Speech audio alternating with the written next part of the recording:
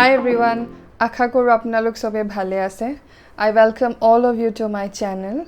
এই চেনেলটোত আমি ডিসকাস কৰোঁ লাইফষ্টাইল, ফিটনেছ, হেলথ আৰু নিউট্ৰিশ্যনৰ বিষয়ে। আজিৰ ভিডিঅ'টোৰ বিষয়বস্তু হৈছে নিউট্ৰিশ্যন। আমি প্ৰথমতে বুজিবলৈ যত্ন কৰিম হোৱাট ইজ নিউট্ৰিশ্যন আৰু তাৰ পিছতে আমি জানিম why nutrition is important. তেন্তে আহক ভিডিঅ'টো ষ্টাৰ্ট কৰোঁ আৰু প্ৰথমতে বুজিবলৈ যত্ন কৰোঁ হোৱাট ইজ নিউট্ৰিশ্যন। নিউট্ৰিশ্যন বুলি ক'লে আমি কি বুজো? নিউট্ৰিশ্যন বুলি ক'লে আমি কি বুজো? Nutrition is a science. It studies the process through which our body extracts the nutrients that we get from our food.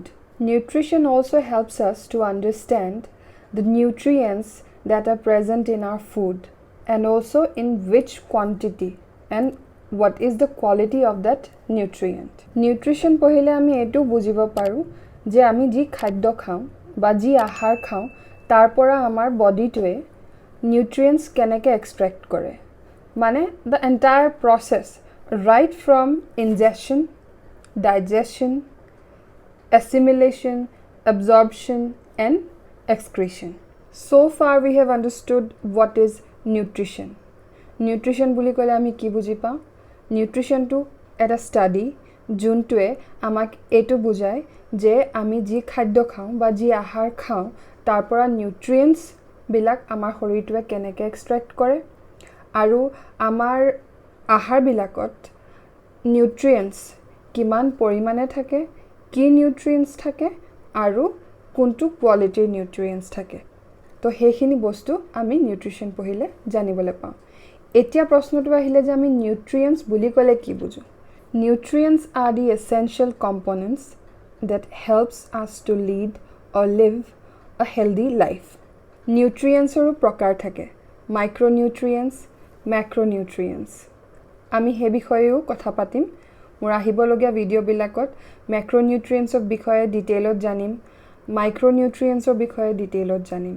এতিয়া আমি বস ইমানটো জানি থওঁ যে নিউট্ৰিয়েন্টছ বুলি ক'লে আমি বুজো কি। এতিয়া এটা প্ৰশ্ন আহিলে যে এই নিউট্ৰিয়েন্টছবিলাকৰ ইম্পৰ্টেন্স কি আমাৰ শৰীৰত? নিউট্ৰিয়েন্টছবিলাকৰ পৰা আমি কি পাওঁ? এনাৰ্জি পাওঁ। নিউট্ৰিয়েন্টছবিলাকৰ কাৰণে আমাৰ শৰীৰৰ মেইনটেনেন্স হৈ থাকে। তাৰোপৰি আমাৰ ৰিপেয়াৰ ৱৰ্ক, শৰীৰত যিকোনো ৰিপেয়াৰ ৱৰ্ক যেতিয়া হয় এই নিউট্ৰিয়েন্টছবিলাকে কৰি থাকে। এতিয়া আমি বুজিবলৈ যত্ন কৰিম নিউট্ৰিশ্যনটো কিয় ইম্পৰ্টেণ্ট। নিউট্ৰিশ্যনটো হৈছে আমাৰ শৰীৰৰ আধাৰ। নিউট্ৰিশ্যন অলছ' হেল্পছ আছ to understand the quality of food date we eat. আমি যি আহাৰ বা যি খাদ্য খাওঁ তাৰ মানদণ্ডটো নিৰ্ধাৰিত কৰে নিউট্ৰিশ্যনে। এতিয়া কিছুমানে ভাবিব যে আহাৰ মানে আহাৰ, ভাল আহাৰ বেয়া আহাৰ কি থাকে? ভাল আহাৰ বা বেয়া আহাৰ কি? আমি ভাল আহাৰ বা বেয়া আহাৰ ডিচিশ্যনটো ল'ব পাৰিম যেতিয়া আমি জানিম যে সেই বস্তুটোত বা সেই খাদ্যটোত যিও নিউট্ৰিয়েন্টছ প্ৰেজেণ্ট আছে সেই নিউট্ৰিয়েন্টছ আমাৰ বডিৰ কাৰণে দৰকাৰী নে অদৰকাৰী। নিউট্ৰিশ্যনে আমাক শিকায় যে যিকোনো এটা খাদ্য বা যিকোনো এটা আহাৰত যিও কম্পনেণ্টছ থাকে, যিও নিউট্ৰিয়েন্টছ থাকে, based on that we can decide if that particular food is nutritional or not. আমি যেতিয়ালৈকে যিকোনো এটা আহাৰ বা খাদ্য নাখাওঁ সেই আহাৰটোৱে আমাৰ শৰীৰটোত কোনো ধৰণৰ ৰোল প্লে নকৰে বা তাৰ কোনো ধৰণৰ ইম্পেক্ট আমাৰ শৰীৰটোৰ ওপৰত নপৰে। But the moment we eat something it becomes the part of our body. আমি এটা খাদ্য খাই দিয়াৰ পাছত সেই খাদ্যটো বা সেই আহাৰটো শৰীৰৰ ভিতৰলৈ গৈ তাত যি আছে সেই আমাৰ শৰীৰটোক দিব। এতিয়া কি দিব আমাৰ শৰীৰটোক সেইটো ডিপেণ্ড কৰিব আমি কি ধৰণৰ আহাৰ গ্ৰহণ কৰিছোঁ, what type of food we eat.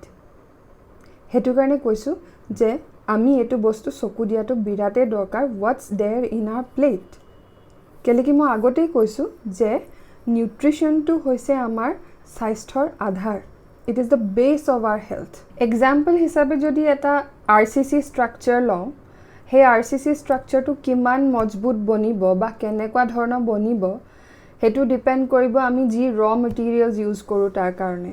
আমি সকলোৱে জানো যে এটা আৰচিচি ষ্ট্ৰাকচাৰ বনাবৰ কাৰণে চিমেণ্ট বালি ইটা ইত্যাদি লাগে সেই আৰচিচি ষ্ট্ৰাকচাৰটো ষ্ট্ৰেংথটো বা কোৱালিটিটো ডিপেণ্ড কৰিব আমি আমাৰ ৰ মেটেৰিয়েলছবিলাক কি কোৱালিটিৰ ইউজ কৰিছোঁ আৰু কিমান পৰিমাণে ইউজ কৰিছোঁ ঠিক তেনেধৰণে যদি আমি আমাৰ শৰীৰটোক এটা আৰচিচি ষ্ট্ৰাকচাৰ বুলি কনচিডাৰ কৰোঁ তেতিয়াহ'লে আমাৰ ৰ মেটেৰিয়েলছ হ'লগৈ খাদ্য বা আহাৰ যি আমি খাওঁ গতিকে সেই আহাৰবিলাক কি কোৱালিটিৰ খাওঁ আৰু কিমান পৰিমাণে খাওঁ সেইটোৱে ডিচাইড কৰিব আমাৰ হেল্থটো বা আমাৰ শৰীৰটো কেনেকুৱা হ'ব এই কথাষাৰ বুজিবলৈ বিৰাটেই সহজ যে ভাল খাদ্য খালে স্বাস্থ্যটো ভাল হ'ব বেয়া খাদ্য খালে স্বাস্থ্যটো বেয়া হ'ব এতিয়া আমি আমাৰ দৈনন্দিন জীৱনতো ভাল খাদ্য আৰু বেয়া খাদ্যৰ মাজত ডিফাৰেঞ্চিয়েট কৰি আহিছোঁ এটা সৰু এক্সাম্পল দি পেলাই বুজাওঁ যদি আপোনালোকৰ ঘৰত সৰু ল'ৰা ছোৱালী আছে তেতিয়াহ'লে আপোনালোকে এই কথাষাৰৰ লগত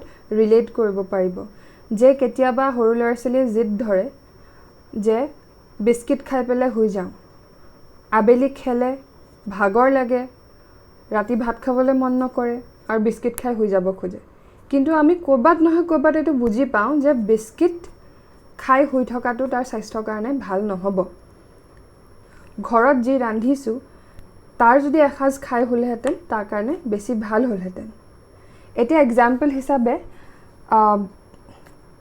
লাঞ্চত ভাত বনিছে মাছৰ আঞ্জা বনিছে আৰু কিবা এখন ভাজি বনিছে আৰু আপোনাৰ ল'ৰাটোৱে বা ছোৱালীজনীয়ে জিদ ধৰিছে যে বিস্কিটহে খাম লাঞ্চ নকৰোঁ লাঞ্চৰ জেগাত মানে বিস্কিট খাম এতিয়া আপুনি জানে যে সি ভাত সাজ খালে মানে তাৰ স্বাস্থ্যৰ কাৰণে বেছি ভাল হ'ব বিস্কিট খালে নহ'ব এতিয়া যদি আমি দুইটা বস্তু কম্পেয়াৰ কৰোঁ এফালে আছে আমাৰ ভাতৰ থালখন আৰু এফালে বিস্কিটৰ প্লেটখন ভাতৰ থালখনত কি আছে ভাত আছে মাছৰ আঞ্জা আছে আৰু এখন ভাজি আছে আৰু বিস্কিটৰ প্লেটখন বিস্কিট আছে বিস্কিট কেনেকৈ বনে ৰিফাইণ্ড কাৰ্বহাইড্ৰেটছ দি পেলাই আৰু তাতে থাকে যথেষ্ট পৰিমাণৰ ছুগাৰ which is গ্লুক'জ আৰু বিস্কিট বেক কৰোঁতে যি অইল ইউজ কৰা হয় সেয়া খুব বেছি ভাল অইল নহয় মানে অইলৰো কোৱালিটি থাকে মুফা পুফা এনেকৈ কৰি পেলাই